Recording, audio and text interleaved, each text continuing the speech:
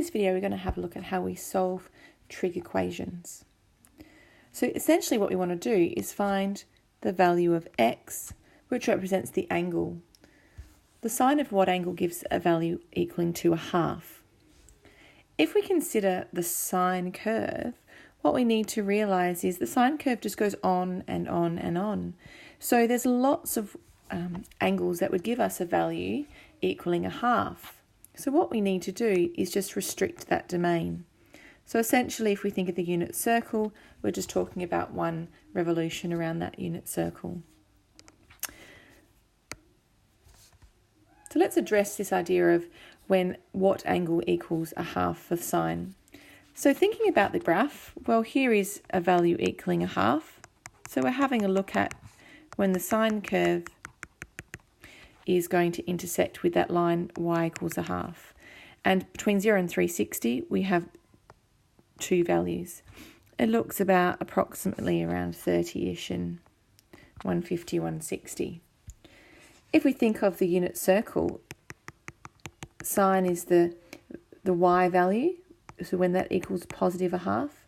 So going around and thinking about the angle that does that, we can see is going to be 30 degrees and one in the second quadrant, which we know is going to be 150 degrees because of that 30-degree reference angle.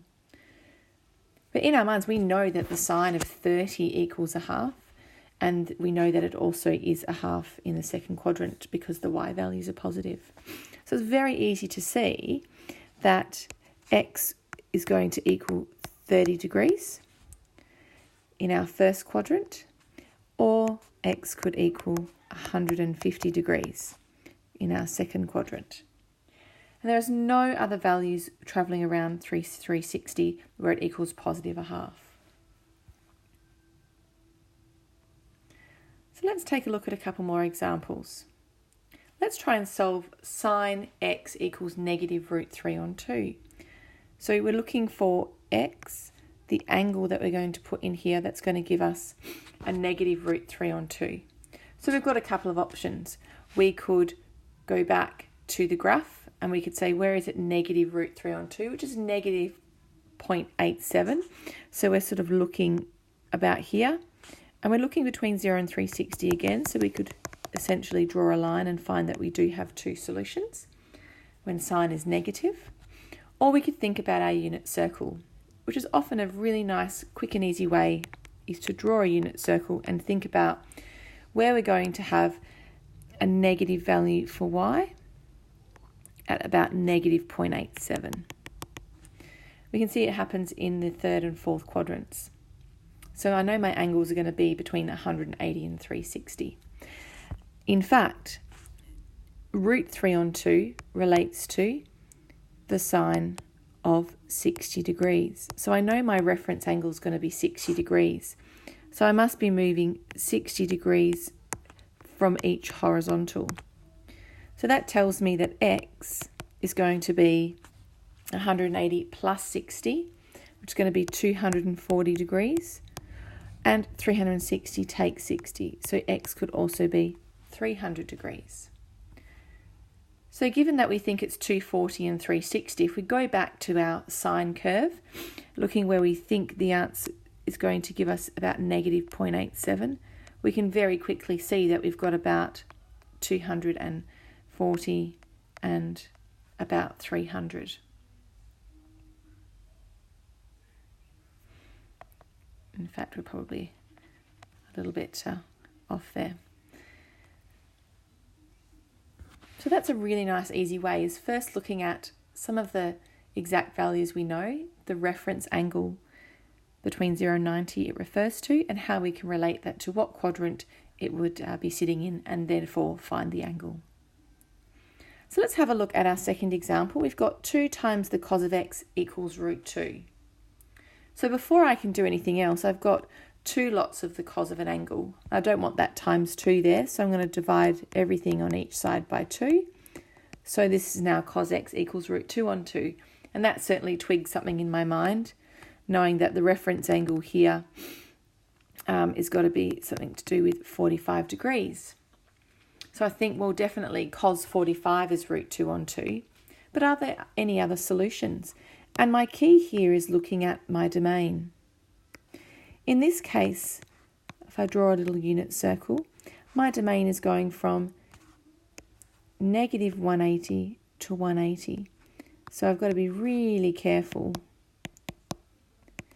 where I'm checking my solutions.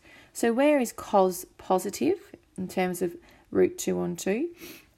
Well, we said 45 degrees because that's when x is positive, and the other place x is positive is down in this fourth quadrant. But in this case, because of our domain, if we look from 0 up to 180, we can see, yes, it passes through 45.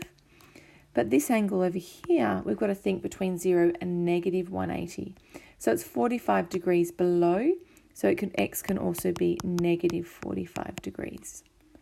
We could say it could be 315 degrees, but we know that we're going to be not within that domain that is being asked of us.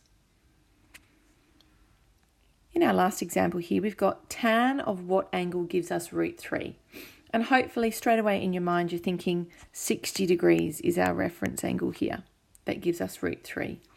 And once again we've got a domain here from 0 to 360, so that's nice and easy. So we definitely have 60 degrees. And the other place where we would have a positive root 3 is going to be in our third quadrant. So we need to think 60 degrees on from 180, and that's going to give us 240.